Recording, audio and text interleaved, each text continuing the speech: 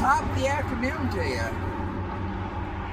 And this afternoon, we're going to be cooking, grilling, cock-a-doodle-doo. That's right, chicken. I marinated this bird for 3 days in some marinade, great value. Come on in here. I butterflied it. I cut the chicken at a vertical stance. Alright? The chicken's like this. I cut it like this. Now it looks like a wing, like a predator. No, it won't fly off the grill, don't worry. Does anybody know the internal temperature of this wild bird? We're going to put you on pause and we're going to get to that in a minute. Play button. We're back. The correct answer is 165, the internal temperature. If you guys guessed 150, 400, or 380, you're dead wrong. Come on in here.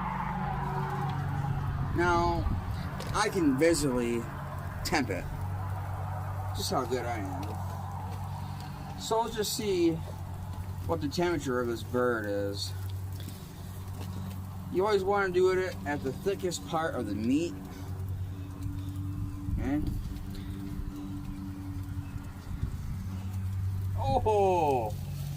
Oh, we got a winner, yeah, chicken dinner.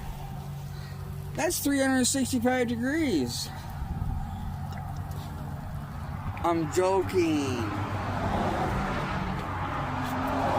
Alright, let's see here. You always gotta test it first. Oh, you should probably let it cool down a little bit. No, you can't have a fresh test without being hot. No!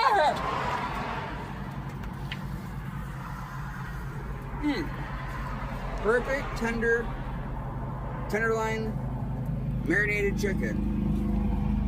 No, you can find this bird anywhere. Hell, you can go run around and find someone in the field and just chase it down. You know, pluck the feathers out and put it on the grill. I don't recommend it, but you can. So,